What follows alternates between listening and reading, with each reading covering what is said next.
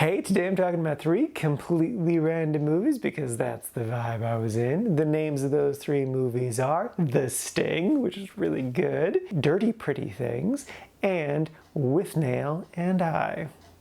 First up is The Sting. This is a 1973 Robert Redford, Paul Newman film, and it is incredible. It's so dang good. I knew I was going to enjoy this film, and I still was blown away by how much I freaking crazy loved this movie. I'm not going to say the premise because, I mean, it's not a spoiler, but it's just more fun to just experience this movie. It's a big con job, basically. Think of it like the Ocean's movies, except instead of robbing a bank, it's just a con job. It has the exact same sort of vibe as well, of like making a plan, having things go wrong, adjusting to it. Maybe things aren't exactly what they seem. It's all that sort of stuff. You've seen movies just like this before, so you're not necessarily going to be too surprised by some of the plot stuff, but like Robert Redford's charm and charisma and Paul Newman and everyone else, they just carry this movie so well. But Robert Redford's the lead, and just like really this movie can just stand on his smile alone. Like it's just that good, but like everything else just like builds up on top of it. It's a mountain of greatness. This movie's amazing. If you want to watch a good, fun movie, this is a good, fun, delightful movie. It's so much fun. I loved this movie. I may have ranked it too low. Yeah, that's all I'm going to say about this movie. It's great. I love it. Watch it. Yes.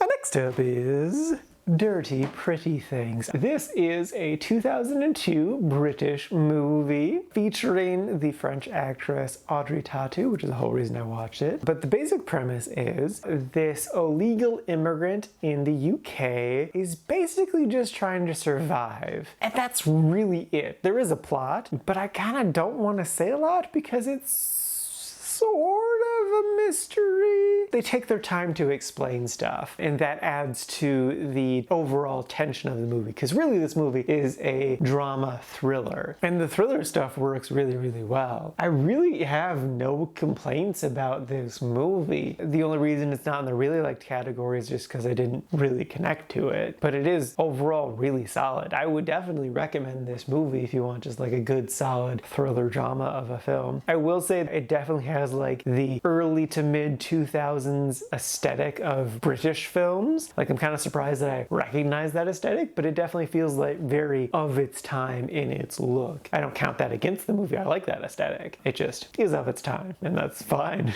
So yeah, it's good. I enjoyed this movie a good solid amount. Give it a watch if you're intrigued.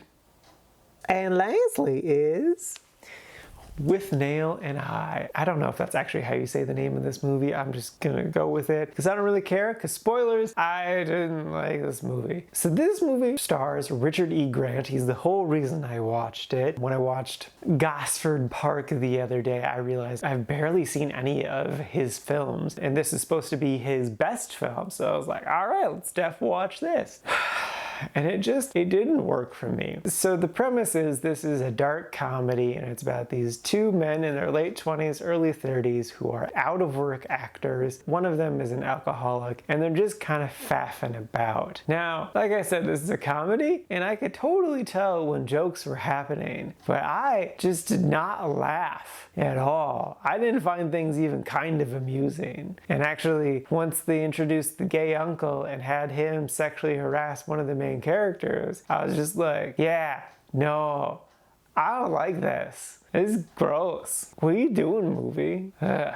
I will say though that Richard E. Grant did give a really solid performance. I enjoyed seeing him on screen even though I didn't like the film itself. Apparently he is not a drinker. Prior to this film, never gotten drunk, and then somehow gave it a really incredible performance as a drunk person. Like I definitely believe that he was not sober for this film. So that was impressive. Doesn't change my rating, but yeah, I will say like this is widely regarded as a really good film. I believe to this day still. It has a great Rotten Tomatoes score, it has a great IMDb score. So this could very well just be a me thing, but even with that still, I don't really recommend it unless like you're British. Then I would recommend it. Give it a shot if you're interested in British. If you're not though, I don't recommend it. All Alrighty, now for today's ranking. First up, we got The Sting sitting at number 9 in the really like section. I really went back and forth on where to put it. I knew it was top 10. It was definitely top 10. But like, I really loved Adventures in Babysitting and I just couldn't bring myself to put it above that. I will say that The Sting is a better film than Adventures in Babysitting, but like, I just really liked it. And Elizabeth Shue's really hot. So